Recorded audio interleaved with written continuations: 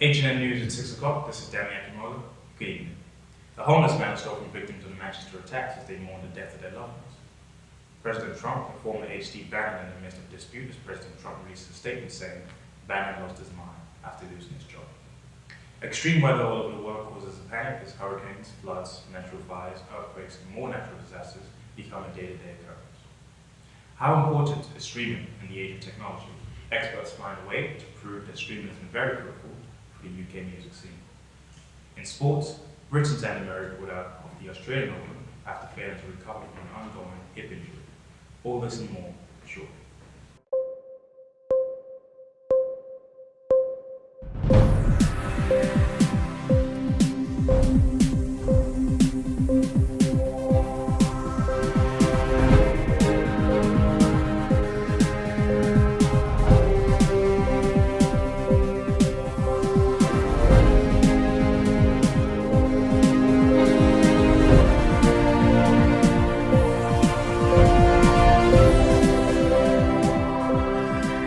A homeless man who stole a purse and a phone from victims of the Manchester attacks has admitted theft.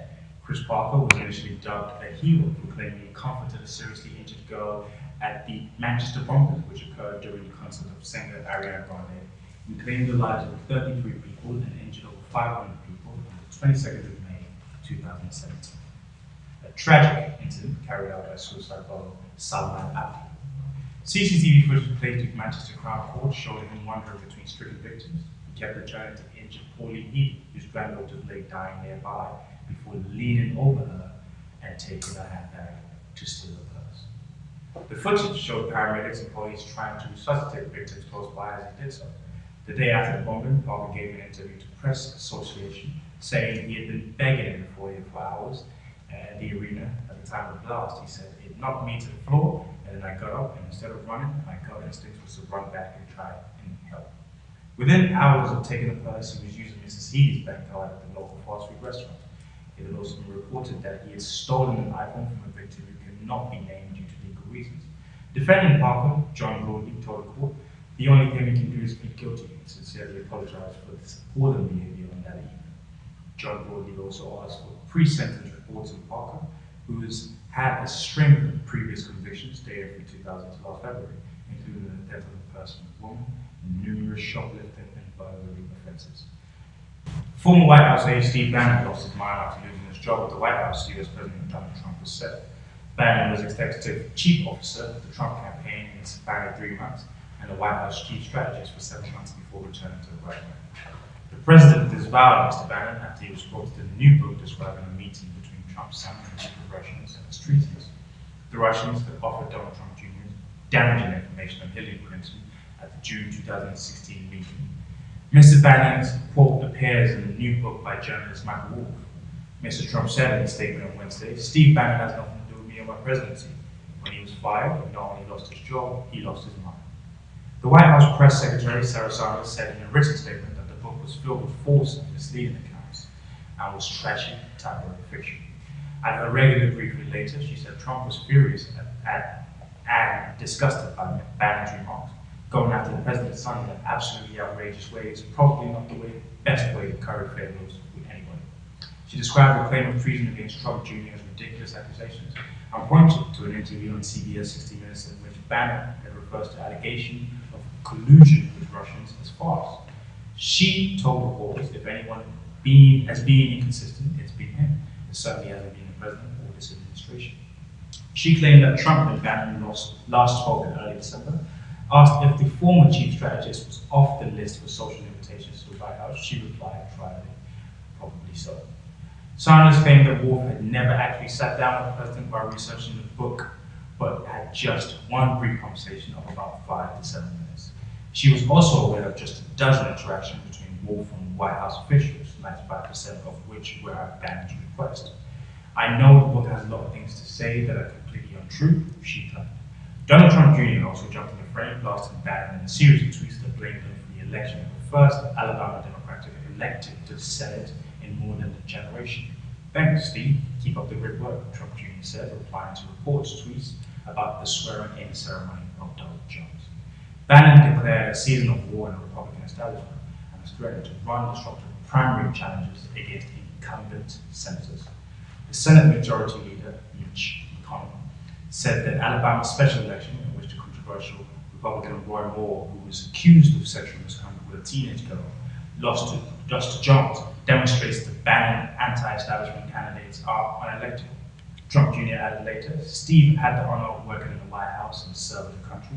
Unfortunately, he squandered that privilege and turned that opportunity to a nightmare of backstabbing, harassing, leaking, lying, and undermining the president. Steve is not a strategist, he is an opportunist. A serious flaw in the design of Intel chips will require Microsoft, Linux, and Apple to update operating systems for computers around the world. It is believed to affect chips in millions of computers from the last decade. The UK National Cyber Security Centre, NCSC, said it was unaware of the issue, that patches were being produced in response. Intel said the issue was not limited to its processors and that it was working on a fix. Based on analysis to date, many types of computing devices from many different vendors, processors, and operating systems are susceptible to these exploits, it said in a statement.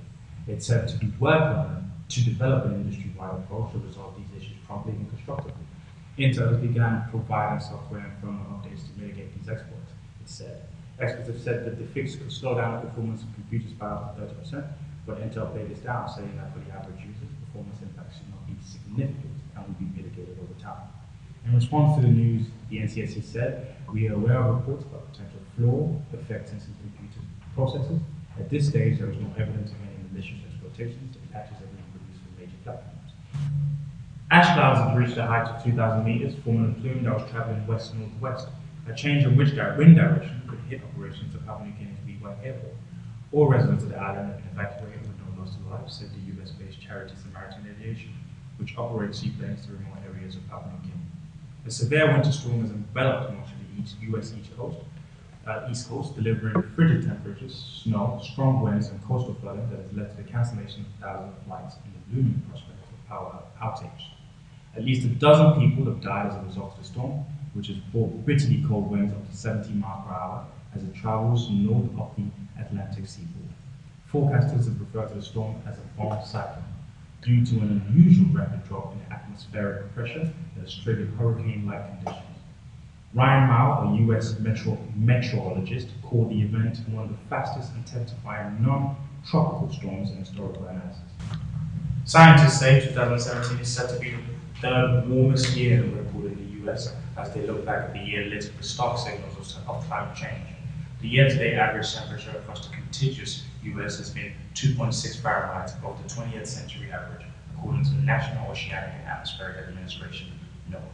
Placing only behind 2012 and 2016 in terms of record warmth, December may influence the overall 2017 ranking, but according to Jay Crouch, a climate scientist, he says we can say with confidence that the year will be in at least the top 5 for record warm, as it's been another really warm year for the contiguous US. Crouch said the last time we saw a year with below average temperatures was 1996, so this would be the 21st consecutive year that's above average. And even though it's not a record, we are seeing climate change manifest itself.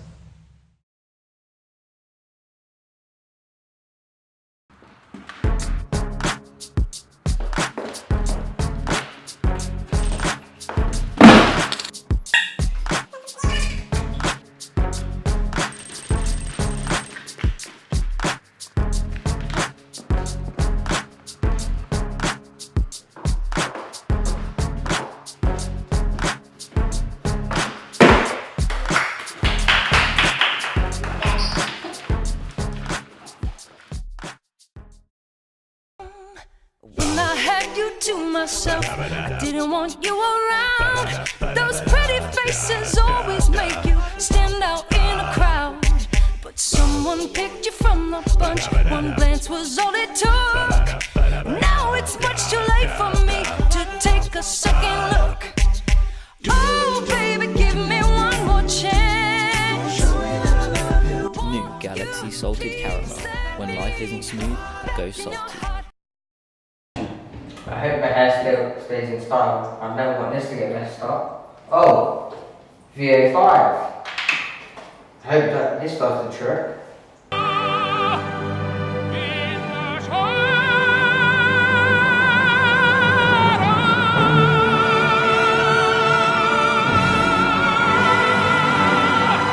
hem ain't messed up. Nice. VO5 wet look styling gel. He's got style and he knows it. Is streaming fueling the music industry's boom? For years, the music industry was the poster child for digital disruption. The record giants were portrayed as dinosaurs, thrashing around helplessly as piracy took away their revenue, and tech giants took on the job of leading the industry into the future. But today's bright, confident morning again for the UK music business, as most of the credit goes to the boom in streaming. Overall music revenues grew by 9.6% in 2017, according to the Entertainment Retailers Association, with streaming revenues from subscriptions to services like Spotify up 41.9%. Separate figures from the BPI, which represents the record label, show that streaming now accounts for more than half of the UK music consumption. Despite a lot of breathless talk about vinyl revival, that's still a pretty small contributor, and overall physical sales were down 3.4%. CD album sales dropped 12%, while downloads using services such as iTunes and Amazon died 23.4%, and according to the BPI official charts company. But cassette tapes also made a surprise comeback, registering a 43% rise in sales, as the soundtrack to the film Guardians of the Galaxy and the rock act Kasabian produced popular albums on the almost defunct format. However, the number of cassettes sold last year was still only 22,000. Certainly, the big companies seem convinced that the good times are back. News of bump pay packages awarded to the executives at Warner Music Group raised eyebrows recently. But not everyone is so sure that the days of first-class travel and unlimited spending and flowers for the offices are or should be back. Two forces, the power of the tech platforms and the anger of the artists, mean the days of disruptions may not be over. But streaming, once regarded with deep suspicion by both the artists and the labels, now looks like a path back to prosperity in the digital era. Hello and welcome to the entertainment section with me, Shamari Cullen. Keeping with the building traction of the popular Marvel movie universe, the upcoming film Black Panther, directed by Ryan Coogler, will aim to bring to life Wakandan King T'Challa, a character acclaimed by many comic book fans. Early looks at recent trailers and posters seem to show that the movie, like most Marvel movies, will impress new fans and hardcore ones alike.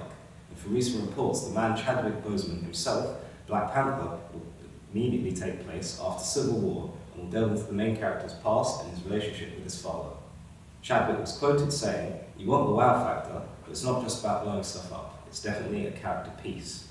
Another interesting development that comes about is that the runtime is clocking in at 135 minutes. It seems to be an unusually long superhero movie for having only one superhero. Such detail has further whetted fans' appetites for what's to come, with all the film featuring a terrific star cast with the likes of Chadwick Boseman reprising his role as the titular Black Panther, Michael B. Jordan and Angela Bassett. Some amazing performances are to be expected. Set to be the final film before the penultimate Infinity War, it's speculated how well it will set the scene for the greatest battle Earth's mightiest heroes have ever encountered to date. Slated to hit theatres on February 9th, we'll have to wait and see as more details come in. Still within the topic of movies, the long-awaited Pacific Rim 2 Uprising is set to hit cinemas this March. The sequel will see the Star Wars actor John Boyega as the main character, being the son of character Stacker Pentecost, who died in the previous film. With only 2 trailers to date so far, little is known about the sequel. Guillermo del Toro has been confirmed stepping down from his role as actor due to his commitments with the upcoming film Shape of Water. Screenwriter and director Stephen DeKnight has stepped up to the plate, known for the popular Star Zone TV show Spartacus Blood and Sand. We'll just have to see if he can live up to the massive cult following the first movie gathered since its release. The camera on. Yeah, I know, I was about to say that. Oh, sorry, man. Camera ready, Camera. sound ready, Sound is rolling. and action. Moving on to the world of games, the long-awaited remake of the sci-fi horror title System Shock 2 has been announced to be finally released this year. After much debate and hassle over its fluctuating release date, it seems that Night Dive Studios are confident they can ship a finished product early this year. After the massive success that was their Kickstarter campaign, raising $1.3 million for the classic remaster. Results from trailers and gameplay reveals are looking extremely promising. The dev team seemed to not only capture the original claustrophobic and creepy atmosphere of the original, but also incorporated new and interesting game mechanics. Developers have been seen to be making great efforts in recreating the original experience with modern adjustments that its older stuff lacked, making it harder for some to get into. It was stated by the game's director James Fader that the Unity engine isn't the best for making FPS games on a console, so we spent a few weeks researching other game engines and decided to pull the trigger and move forward with the Unreal. This sudden shift in engine could explain the delay, but recent updates have shown that the project has greatly benefited from it.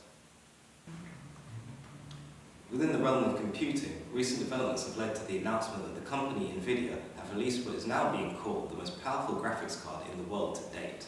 The Titan GeForce 5, boasting an insane 25 billion transistors, 24 gigabytes of video memory, costing a whopping $3,000 in US dollars, and even having elements of deep learning technology, basically meaning that the software within the card learns and adapts as it's being used.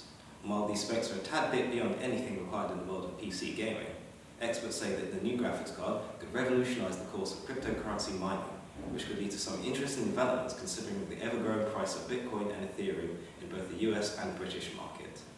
Experts even claim that this graphics card proves to be so powerful, a potential use could be to run sophisticated artificial intelligence systems. In further news, a recent controversy has arisen in terms of net neutrality, stating that internet service providers will now gain the power to speed up or slow down internet speeds depending on how much consumers pay. This could potentially mean that bigger companies can now make it so their websites load quicker than smaller companies. Of course, the internet is up in arms, with already thousands signing petitions to reverse the law. Now back to Danny for more on the matter. Net neutrality, what does it mean? Why has it suddenly become a part of our discussion, and should we be worried? Ladies and gentlemen, I'm here today to educate the uneducated on the subject of net neutrality, of course. But before I answer your questions, first we must talk about what the internet is and just how important it is. For me as an individual, the internet is a place of freedom. Freedom to do whatever, to be whatever, to see whatever, freedom. And yes, of course, this comes with its pros and its cons, but what doesn't? On one hand, I use the internet to unearth the truth about certain issues that are dear to my heart. I use it to watch my favorite shows, my favorite music videos, artists, etc. But on the other hand, the internet has its dark side, where we find porn, damaging videos of other human beings, and websites that sell parts. And although these things existed before the internet, an argument can be made that the internet has made this easier. So, what is net neutrality? Net neutrality means that all internet service providers will treat all online content equally, also known as the open internet. The chairman of the FCC, Ajit Pai, is not a fan of net neutrality and has been very public about this. He believes the internet providers should be able to block or slow down these websites and take cuts from the big websites to deliver their content to users. And it turns out his other two colleagues, Michael Radley and Brandon Carr, agree, and the existing net neutrality rules within summary states that everyone with an open internet provider, no matter how big or how small, should be able to access everything on the internet. This was demolished in a 3-2 vote on December 14, 2017. And of course, companies like Amazon and Hulu will be able to pay internet service providers that increase the price, but this will in turn mean that not everyone will be able to use their service as the prices slowly go higher and higher. And in order to make some websites faster, some websites will become slower. This makes the life of any startup company that relies on the internet a lot harder unless they are backed by a lot of money.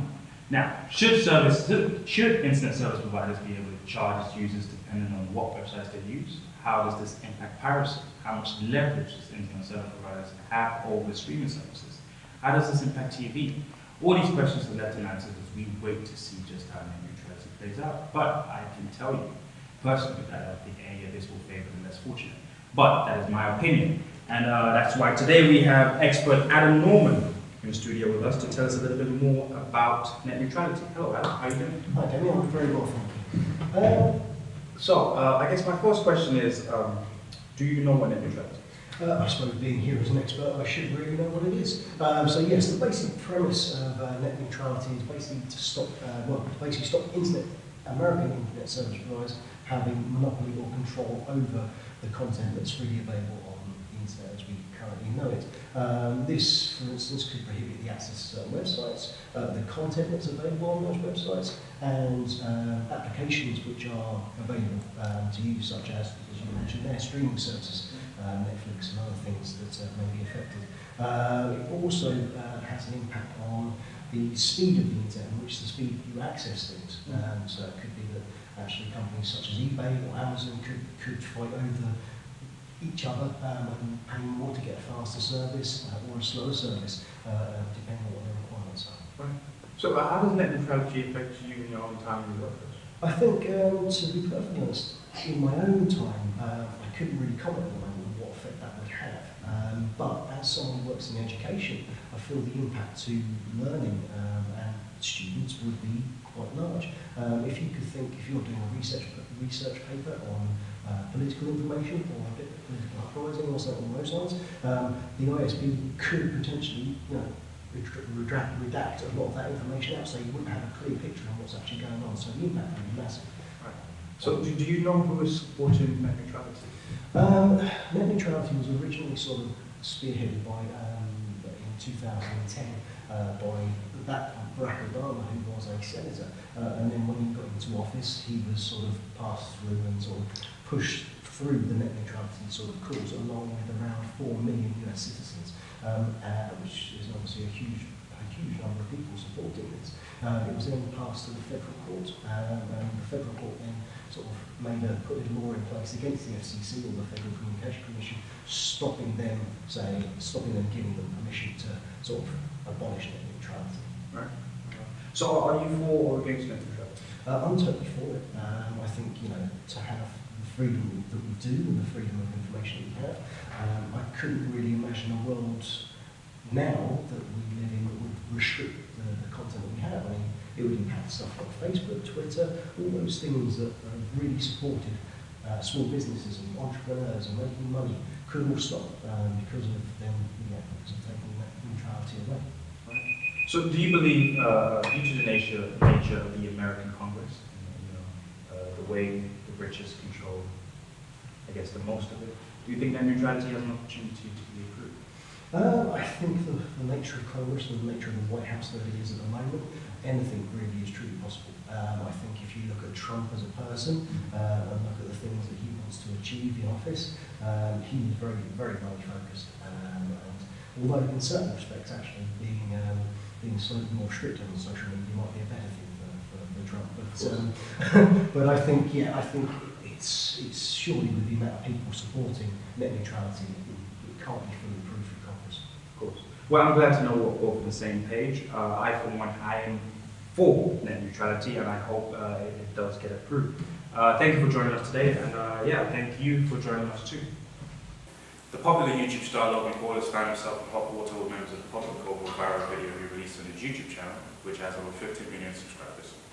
Logan Paul posted footage of him and his YouTube pranksters as they stumbled upon a dead body in Japan's notorious suicide forest. He was criticized for his insensitive and frankly silly decision of posting such sensitive footage on his channel, which can be accessed by people of all ages.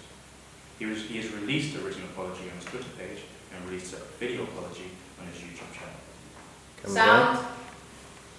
Sound rolling, item 11. And action. Apple faced $999 billion lawsuit for slowing down old iPhones. Apple has been accused of meticulously slowing down old iPhones without disclosing this to its customers in order for its customers to either buy the phones or spend a ridiculous amount of money fixing old phones. The lawsuit filed by Californian Violet Manuel, the suit argues that by withholding information about the software updates' effects on iPhone battery life, Apple may have led its customers into thinking they should purchase new devices instead of simply replacing the batteries. Ominously for Joe Root's side, both Embiid and batsmen appeared relatively untroubled on what appears to be a good surface for batting, albeit showing consistent signs of turn. England earlier moved their overnight 233-5 to 346 all out in an action-packed morning session. Lewis Hamilton apologised for making inappropriate comments in the video which he appeared to mock his nephew's princess dress, in an Instagram video which has since been deleted. The Formula One driver says boys don't wear princess dresses. He was criticised on social media for the clip, which was apparently filmed on Christmas Day. The 32-year-old tweeted his deepest apologies, saying that he loved his nephew, feels free to express himself. The video posted in an Instagram story shows Hamilton speaking to the camera before turning it on his young relative, saying, "I'm so sad right now." Cameras rolling. Sound ready. Sound rolling, item 12. Telephone at speed. And action. Britain's Andy Murray is pulled out of the Australian Open after failing to recover from an ongoing hip injury. Murray has been battling a hip injury since last June and has not played a competitive tennis match in nearly 6 months. The Brit was due to return to this week's Brisbane International and flew to Australia last week, confident in doing so despite still struggling with his mobility on court.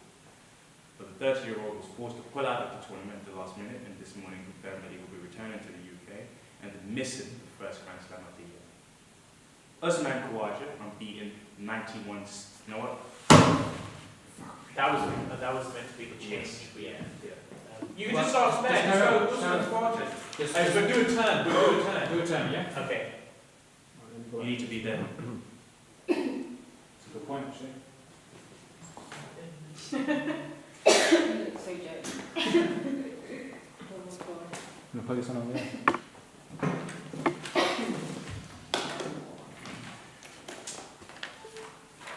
Alright, this one's waiting for you. Is everyone still rolling? Yeah. Okay, good. And action. Don't move, right, or I'm about to turn. Stay there. Just stay like that, hold it like that. Okay, let's stop that again. Reset. And action. Usman Khawaja's unbeaten 91 seized the initiative for Australia on the second day of the fifth final Ashes Test in Sydney. The left-hander shared an unbroken stand of 107 with captain Steve Smith to put the host within 153 runs of England's 346 all-out with 8 first-claim wickets still intact. Arsenal manager Arsene Wenger has been given a 3-match touchline ban and fined £40,000 for his behaviour in the referee's changing room after Sunday's game against West Brom. The Football Association said Wenger admitted his language and his behaviour was abusive, improper, and questioned the integrity of referee Mike Dean. The Frenchman was angered by the award of the 89th minute penalty for handball against Arsenal's Callum Chambers. West Brom scored to earn a 1-1 draw. Wenger will serve the first game of his punishment on Sunday in the FA Cup third round tie at Nottingham Forest. He will also be confined to the stands for his first leg of the semi-finals at Chelsea and a visit to Bournemouth in the Premier League. Glasgow's Xander Fagerson is set to miss the opening rounds of Scotland's Six Nations Championships after being ruled out for the 8th week. The tight-head 21-year-old injured a foot in the training with the Warriors on Thursday, while hooker Fraser Brown will see a specialist after suffering a series of head injuries this season. The 28-year-old is sidelined indefinitely, with Glasgow's coach Dave Reddy pledging to leave him out until we know a bit more. Tiger Woods says that he's struggling to walk and needed to help getting out of bed during his recovery from a back injury. The 14-time major winner underwent back surgery in April and will be sidelined for almost 10 months. The American made his return earlier in December with 4 rounds as the Hero World Challenge in Bahamas.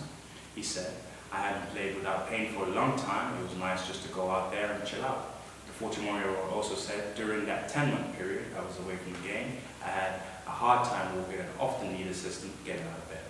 I appreciate competitive golf now more than ever." And now, weather. Good evening. Well, most of England and Wales will be mild and bright this afternoon, but windy with severe gales. We could see gusts of 60 to 70 miles per hour with travel disruption possible and coastal impacts with high tides. A colder day further north with scattered showers affecting northern Scotland and Northern Ireland, but more persistent rain for southern Scotland and parts of northern England. Tonight this rain could turn to snow, especially across the Cumbrian Fells and the northern Pennines. And whilst today's strong winds will slowly start to ease this evening, another area of heavy showers and strong winds will move across southern England and Wales later. Wet and windy conditions spread into the southwest later tonight, affecting Northern Ireland, Wales, southern and western parts of England by dawn. The rain will be heavy at times and could lead to some localised flooding. Through the day tomorrow, the rain will continue to move northeast, turning drier towards the south, but remaining windy.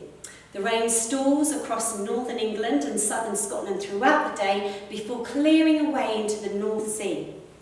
Northern parts of Scotland look set to avoid the rain, but a cold day here compared to some very mild temperatures further south. Wednesday will consist of a spell of strong and gusty winds is expected to move eastwards during Thursday. Some delays to roads, rail, air and ferry transport are likely, with some journeys taking longer. Delays for high-sided vehicles or exposed routes and bridges are also possible. There is also the potential for some short-term loss of power supplies. It is likely that some coastal routes, seafronts and coastal communities exposed to these winds will be affected by spray and or large waves. The strongest winds will affect southwest England and Wales during the morning, moving east, reaching eastern parts of England later in the afternoon. Gusts of 50 to 60 miles per hour are likely fairly widely, with some gusts reaching 65 to 75 miles per hour along exposed coasts and over high ground in the west. The cold weather looks set to firmly establish itself over the UK by the first part of next week. We can look forward to mainly dry weather, but with the risk of some widespread overnight frosts. There is great uncertainty as to how long this snap will last into next week. As fronts try to push back across the UK from the Atlantic, we may see some significant snowfall in some areas. Have a good evening. Bye for now. Thank you, Becky. And that's HN News for tonight. I will see you all tomorrow. Same time, same place, same guy. Good evening.